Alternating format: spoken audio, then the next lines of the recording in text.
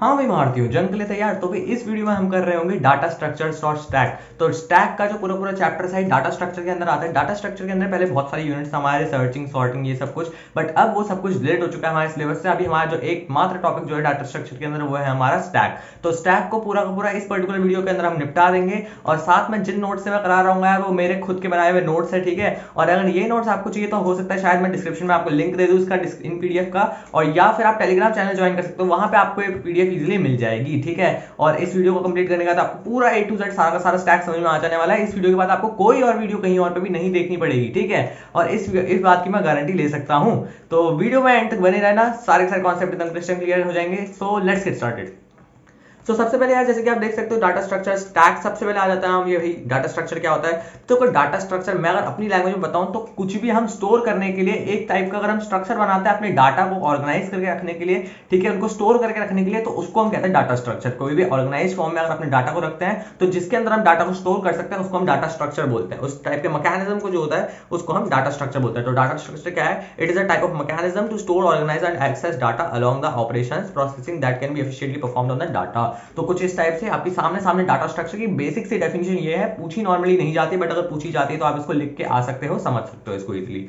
Next बात आती है स्टैक। स्टैक का इंट्रोडक्शन क्या होता है हमारा? सबसे पहले स्टैक देखो यार, मैं आपको नॉर्मली बता दूं, स्टैक बहुत इजी चीज है, ठीक है। अभी तक जैसे कि आप कोई भी डाटा एंटर करते हो तो डाटा एंटर करने के लिए यार उसमें हमारे अलग अलग टाइप के हम उसमें मैकेनिज्म लगा सकते हैं कि डाटा एंटर कर रहे हैं। मान लेते हैं कि अगर हम लिस्ट वगैरह, टेबल वगैरह किसी में भी करते हैं तो स्टैक स्पेशल क्यों है आखिर? स्टैक एक टाइप का ऐसा मैकेनिज्म है जो कि लीफो प्रिंसिपल के ऊपर वर्क करता है। अब लीफो प्रिंसिपल क्या है भाई?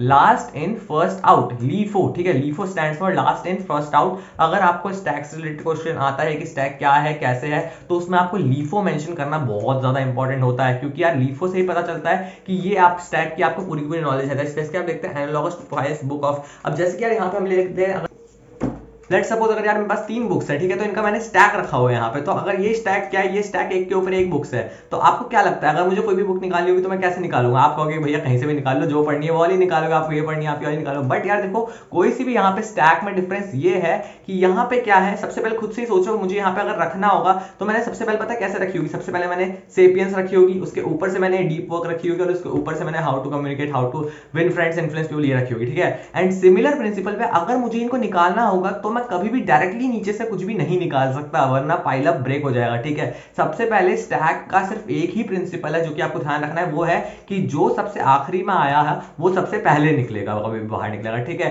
तो यहाँ पे देखो, जैसे कि सबसे आखिरी में कौन आया? ये है, तो फिर सबसे पहले कौन सा निकलेगा? यही बाहर निकलेगा। फिर उसके बाद जाके अगर आपको फिर से निकालना है तो अब ये निकलेगा डायरेक्टली, ठीक है। तब जाके आप इसको निकाल सकते हो। अगर आपको ये निकालना है तो आप डायरेक्टली, ऐसा नहीं है कि आप सीधे सीधे ये वाली बुक को निकाल दो या फिर इस वाले पर्टिकुलर एलिमेंट को निकाल दो। तो स्टैक क्या है? बेसिकली किसी भी एक टाइप का पाइलअप है जिसमें के अंदर कि हम जो सबसे आखिरी में आएगा वही सबसे पहले निकलेगा। और जब तक ये ऊपर के फ्री नहीं हो जाते, जब तक ये ऊपर के दो एक एक करके हट नहीं जाते, तब तक हम लास्ट वाले एलिमेंट को निकाल नहीं सकते। और जो एलिमेंट सबसे पहले आएगा, इसको फीलो भी कह सकते हैं हम, FILO, दैट इज फर्स्ट इन। जो सबसे पहले एंटर करेगा वो सबसे आखिरी में निकलेगा, क्योंकि जब सबसे आखिरी में निकलेगा, ये सबसे आखिरी में निकला, ठीक है। तो कुछ इस तरीके से आप इसको समझ सकते हो, बहुत इजी कॉन्सेप्ट है, ठीक है। तो यही हमारा स्टैक का मेनली जो है यही बात होती है कि न्यू आइटम्स एडेड और remove from the top of the pile. कुछ भी होगा आप रिमूव करो, डिलीट करो, आप निकालो एलिमेंट को, कुछ भी करोगे आपको वो टॉप से ही करना पड़ेगा, बॉटम से, साइड से कुछ भी आपका ऑप्शन नहीं है। आप सिर्फ टॉप से ही डाल सकते हो एलिमेंट्स को, टॉप से ही निकाल सकते हो। और जो सबसे पहले डल गया वो नीचे दब जाएगा। तो अब जो सबसे रिसेंट वाला एलिमेंट है वो सबसे पहले आउट होगा, ठीक है। ऐसा नहीं हो सकता कि नीचे वाला एलिमेंट जो सबसे नीचे वाला है उसको आप सबसे पहले निकाल दो, ऐसा आप नहीं कर सकते। अपनी मनमर्जी नहीं चलती, सीधे ये स्टार्टिंग के जो टॉप का रिसेंट एलिमेंट है सिर्फ उसी को ही निकाल पाएगा एक टाइम में। तो ये है। उसके बाद क्या है? Conventional to add remove object from top due to convenience. Convenience की वजह से हम इसको सिर्फ टॉप से निकालते हैं। Then this linear order of arrangement is termed as stack. और इसी टाइप की जो अरेंजमेंट होती है इसी को स्टैक बोला जाता है, ठीक है। तो ये आई होप आप लोग सबको समझ गए होंगे। नेक्स्ट यार, यहाँ पे लास्ट इन फर्स्ट आउट, जो कि मैंने अभी यहाँ पे आपको समझाया, ये एक टाइप का प्रिंसिपल है, follows the principle of LIFO, that is the most recent element inserted will be first one to be removed. जो लास्ट में सबसे पहले अभी भी रिसेंट ऐड हुआ है वो सबसे पहले निकलेगा उसमें से। And in the stack the element inserted last is at the top and the first one to be taken out. तो यार इस तरीके से आप लीफो प्रिंसिपल को अच्छे से समझ सकते हो। तो स्टैक की जब भी बात होगी तो उसमें आपको लीफो वर्ड आना चाहिए। अगर आप स्टैक की बात कर रहे हो, आपको स्टैक सिलेबस में है, और अगर आपको लीफो प्रिंसिपल नहीं पता है तो फिर यार आप लोगों को अच्छे से नॉलेज अभी नहीं हुई है, ठीक है। तो इस चीज को क्लियर रखना। स्टैक से रिलेटेड कोई भी क्वेश्चन आता है उससे रिलेटेड पूछा जाता है स्टैक क्या होता है, क्या होता है। तो stack works on the LIFO principle, that means last in first out, या फिर हम कह सकते हैं FILO principle, that is first in last out. तो ये यार सब कुछ चीजें हुई हमारी स्टैक के बारे में। अब देखते हैं कुछ एप्लीकेशंस ऑफ स्टैक। देखो यार ये कभी कभी क्वेश्चन आता है, ऐसे क्वेश्चन नॉर्मली पूछ नहीं जाते, बट फिर भी क्योंकि नोट्स में एनसीईआरटी में और बाकी सब बुक्स में ये कंटेंट दे रखा था तो मैंने इसको ऐड करा दिया ताकि पढ़ने के लिए थोड़ी ज्यादा क्लैरिटी मिल जाए। जैसे कि यार real life applications, piles of clothes, अलमीरा में क्लॉथ्स की पाइल्स होती है और बुक्स की पाइल्स होती है, ये सब कुछ क्या है, vertical stacks of wooden chairs, vertical stacks of chairs, chairs का स्टैक होता है, उसमें सबसे पहले ऊपर वाली निकालते हैं तब जाके नीचे वाली को निकालते हैं, ठीक है।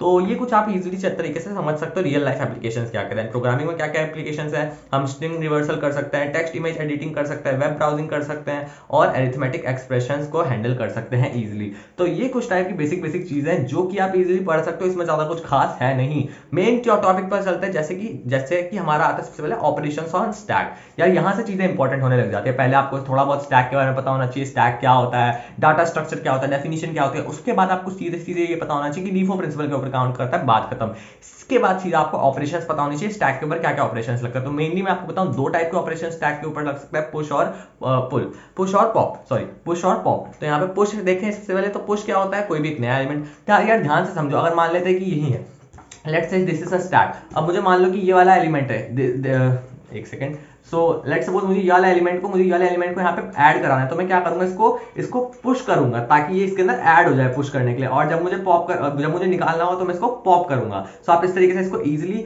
इमेज मेमोरी बना सकते हो। भी मैं सामने आपको प्रैक्टिकल दिखा रहा हूँ। सो दिस इज पुश, यानी कि जब हमें एंटर कराना है, ऐड कराना है तो पुश, एंड निकालना है फिर पॉप। तो इस तरीके से यार इसको इजीली आप क्लियर समझ सकते हो, राइट। तो ये आपका पुश किस लिए होगा, इंसर्ट करने के लिए, पॉप किस लिए होगा, हटाने के लिए। और पॉप हमेशा कहां से होगा, टॉप से होगा, और पुश भी टॉप से ही होगा ऑब्वियसली। तो ये चीजें होंगी आपकी। और यार यहाँ पे मैंने एक आपको डायग्राम दे दिया है, एनसीईआरटी में दे रखा था तो मैंने यहाँ पे ऐड करा दिया। जैसे कि यहाँ पे आप देख सकते हो एम्प्टी स्टैक के साथ यहाँ पे क्या है, 1 आया, तो 1 क्या हो गया, अभी टॉप में है। जब तक कोई भी चीज और नहीं है उसके ऊपर तब तक वो टॉप रहेगा, ठीक है। अगर मान लो सिंगल ही एलिमेंट है और उसके ऊपर कुछ है नहीं तो फिर वही सिंगल एलिमेंट टॉप है, तो उसी को ही निकाल दोगे तो उसका एम्प्टी बन जाएगा। तो यहाँ पे 1, उसके बाद इसके ऊपर एक और ऐड कराया, जैसे ही नया एलिमेंट आया तो नया टॉप बन गया, इस बार टॉप का एलिमेंट दूसरा हो गया, ठीक है। तो फिर से निकाल दिया तो उसके बाद फिर से 1 हो गया, फिर 3 ऐड किया तो 3 टॉप पे आ गया, फिर 4 टॉप पे आ गया, फिर 4 निकाल दिया तो 3 आ गया वापस टॉप पे। तो कुछ इस तरीके से आप इसको इजीली समझ सकते हो, कुछ ज्यादा टफ चीजें ये नहीं है, ठीक है।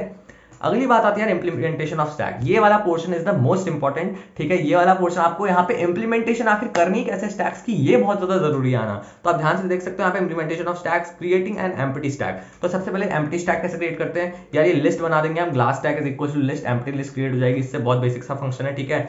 और अब यार इनको जो भी प्रोग्राम्स इसके आगे आ रहे हैं इनको मैं सामने स्क्रीन के ऊपर रन करके भी दिखाऊंगा, जिससे कि आपको और ज्यादा अच्छे से क्लैरिटी आ जाए और कहीं पे भी आपका एक सिंगल मार्क्स भी ना कट पाए, ठीक है।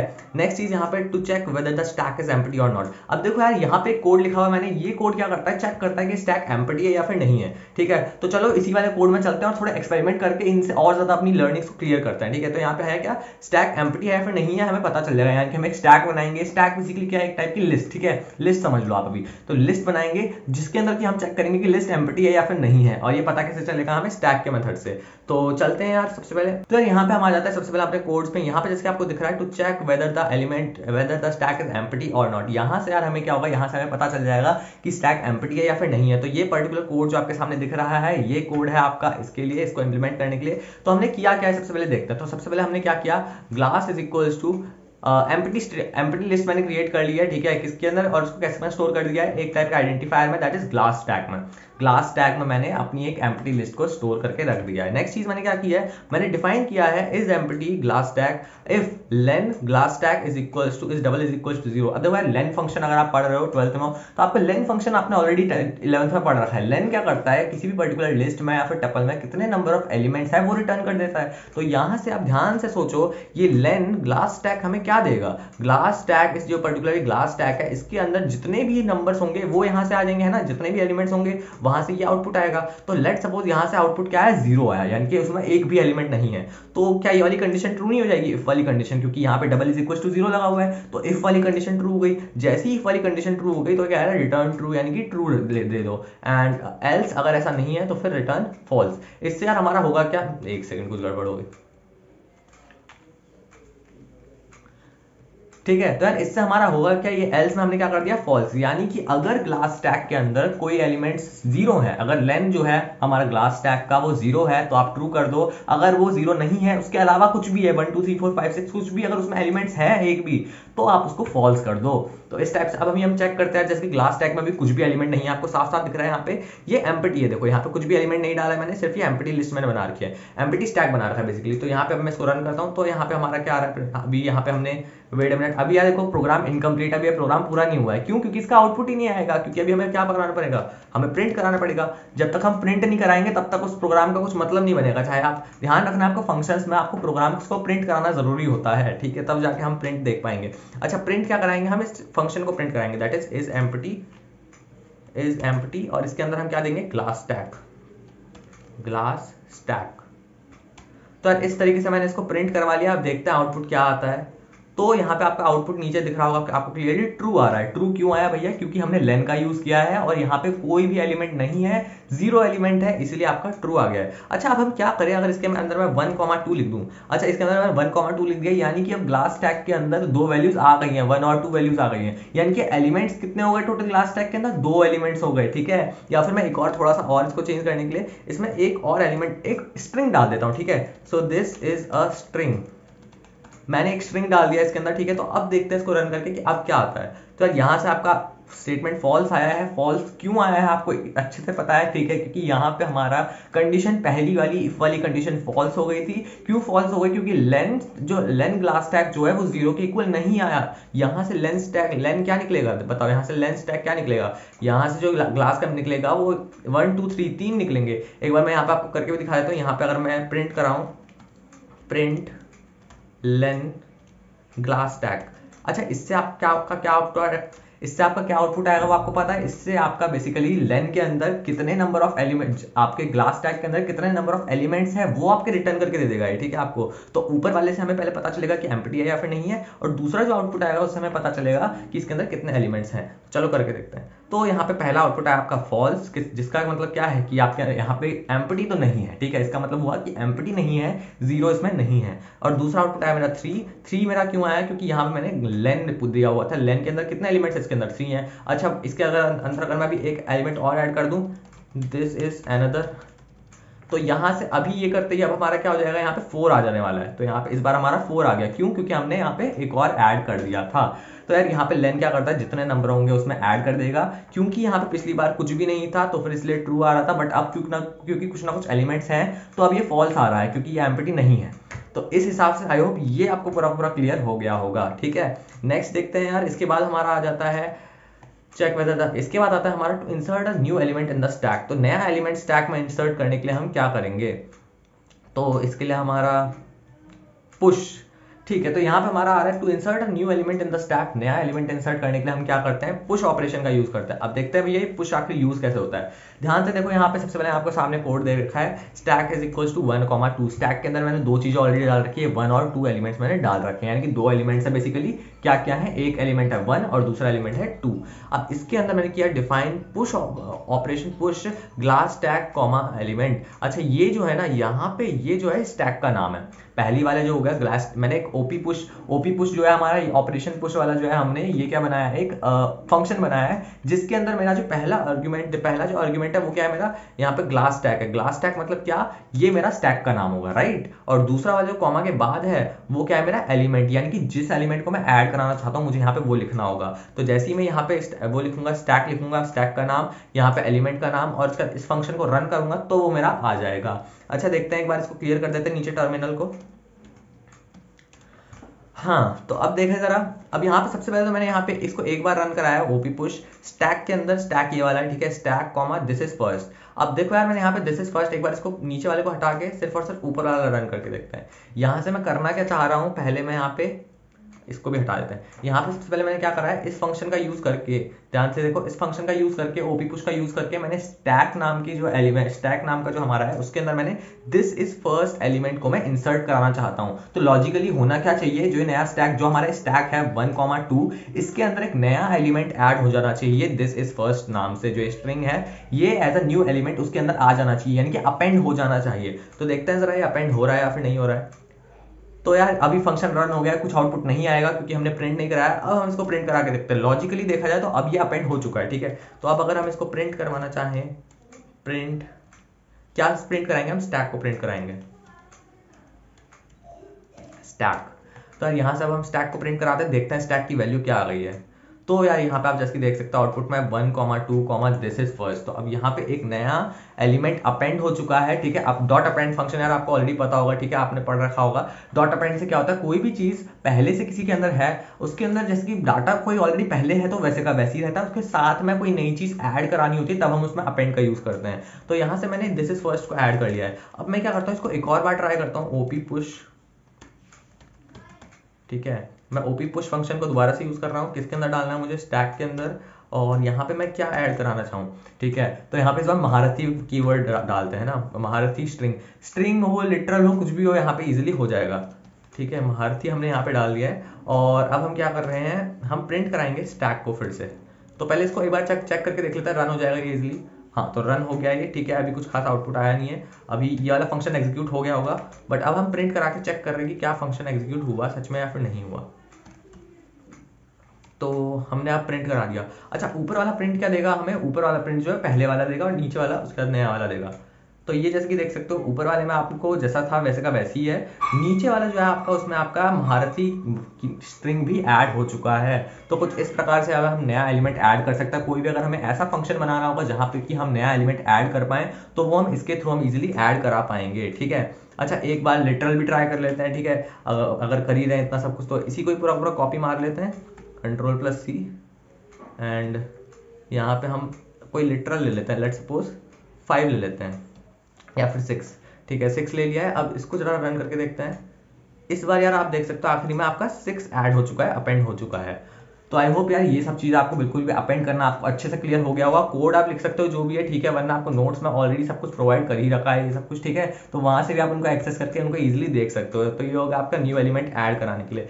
नेक्स्ट जो टॉपिक है इसमें आपका न्यू एलिमेंट के बाद आपका find the number of elements. तो एक स्टैक के अंदर कितने नंबर ऑफ एलिमेंट्स हैं, यानी कि साइज उसका निकालने के लिए यार ये बहुत बेसिक सी चीज हो गई, ठीक है। ये वाला फंक्शन तो मैंने ऑलरेडी आपको पता ही है, ठीक है। लेन का यूज करते हैं, मतलब अगर कभी भी आपको किसी भी स्ट्रिंग की नहीं, किसी भी लिस्ट की, टपल की, अगर आपको पता करना है कि उसमें कितना उसका साइज है, कितने उसके एलिमेंट्स है, तो सीधे सीधे लेन फंक्शन लगा दो, लेन फंक्शन से उसकी लेंथ पता चल जाती है, ठीक है। तो यहाँ पे आप देखो हमने क्या किया, डिफाइन किया हमने साइज को एंड इसके अंदर ग्लास टैग रखा, फिर रिटर्न किया लेन ग्लास टैग। तो लेन रिटर्न क्या करेगा हमें, यानी कि हमें प्रिंट पर क्या देगा, हमें आउटपुट में क्या चाहिए, हमें लेन ग्लास टैग के अंदर कितने नंबर ऑफ एलिमेंट्स है वो हमें आउटपुट में दे देगा।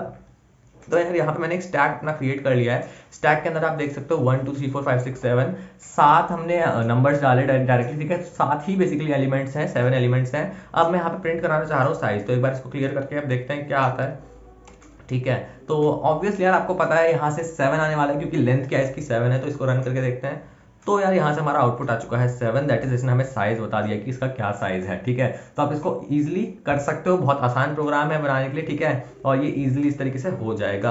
अच्छा, अब हम यहाँ पे एक चीज और करके देखते हैं। अगर हम यहाँ पे अपेंड कराने चाहें, हम पहले क्या करते हैं, कुछ ना कुछ अपेंड करते हैं और उसके बाद जाके इसको चेक करते हैं, ठीक है। जैसे कि हम क्या करते हैं,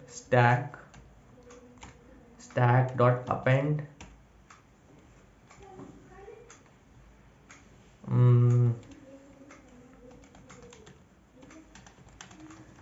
दिस इज न्यू, ठीक है। तो अब हम इसको प्रिंट करके देखते हैं,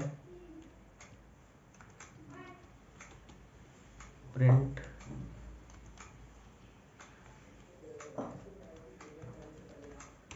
साइज टैग, ठीक है। अब इसको रन करते हैं। तो यार देखो ऊपर पे क्या आ रहा है आंसर, ऊपर पे आंसर 7 आ रहा है, बट नीचे पे आंसर 8 आ रहा है। अच्छा, नीचे पे जो आउटपुट है वो हमारा 8 क्यों आ रहा है, क्योंकि यहाँ पे मैंने इस अपेंड डॉट अपेंड का यूज करके मैंने एक नया इसमें स्ट्रिंग ऐड करा दिया है, अपेंड करा दिया है, जिस वजह से यार अब इसमें एक नंबर बढ़ गया है। अब जैसे कि अगर मैं यहाँ पे प्रिंट करूंगा स्टैक, तो मैंने यहाँ पे स्टैक प्रिंट करता हूँ मैं, तो फिर आप देखेंगे हम यहाँ पे एक नया एलिमेंट भी ऐड हो जाएगा। तो यहाँ पे एक नया एलिमेंट दिस इज न्यू भी अपेंड हो चुका है। तो इस वजह से यहाँ पे इसने अपडेट करके वैल्यू क्या दिया मुझे 8 दी है। तो यार इस तरीके से आप इजीली इसमें कुछ भी कर सकते हो, ठीक है, जैसे भी आपको अपना मन करे आप इसमें ऐड करो, डिलीट करो, पॉप करो, पुश करो, ठीक है, ये सारे के सारे ऑपरेशंस बहुत बेसिक तरीके से इस तरीके से हो जाने वाले हैं। इसके बाद आता है यार हमारा साइज के बाद हम करते हैं बात, इसके बाद हम बात करते हैं कि to read the most recent element. अब देखो यार कई बार हुआ कि आपने अभी अभी कोई एलिमेंट डाला और आप पता करना चाहते हो कि इसमें मैंने कौन सा एलिमेंट डाला, ठीक है, तो फिर उसके लिए हम क्या करेंगे, हमें यहाँ पे रीड रिसेंट जो है ये वाला प्रोग्राम जो है इसके अंदर से आपको पता चल जाएगा अभी आपने कौन सा प्रोग्राम रिसेंटली लास्ट प्रोग्राम आपने लिखा है। बहुत बेसिक है, समझाता हूँ एक एक करके। Read the most recent elements, so define करेंगे। अब रीड टॉप नाम का हमने एक प्रोग्राम बनाया है जिसके अंदर कि हम ग्लास स्टैक दे रहे हैं, ठीक है।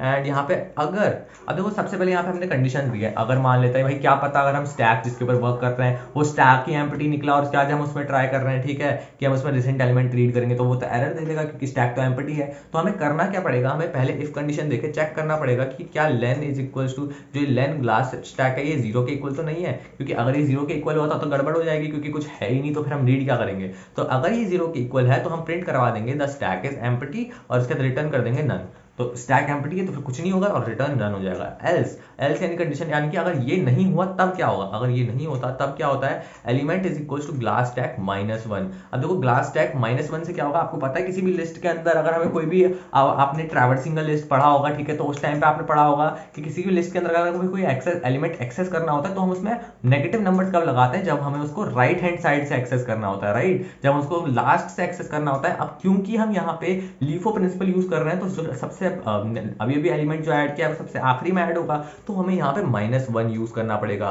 -1 क्या करता है, हमेशा हमें लास्ट वाला एलिमेंट देता है, ठीक है, जो भी लास्ट वाला एलिमेंट होता है राइट साइड में तो हमें उसका आउटपुट देता है। तो यहाँ से आपको क्या होगा, अगर आप -1 लिखोगे तो आपका यहाँ पे एलिमेंट जो लास्ट अभी जो जस्ट आपने लास्ट वाला जो एलिमेंट जो ऐड किया है वो आ जाएगा, ठीक है। अब देखते हैं यहाँ पे, और अगर वो आ जाएगा तो उसको क्या कर दो, एलिमेंट में स्टोर कर दो उसकी वैल्यू, उस वाले लास्ट वाले एलिमेंट की, और उसके बाद एलिमेंट को ही रिटर्न करवा दो। तो अब यहाँ पे मैंने एक स्टैक बना लिया है, क्लियरली देख सकते हो 1 2 3 4 5 6 7 और महारथी, ये मैंने एक स्टैक बना लिया है। अब मुझे रीड करना है और मुझे प्रिंट कराना है, इसी वाले फंक्शन को मैं प्रिंट करवा रहा हूँ।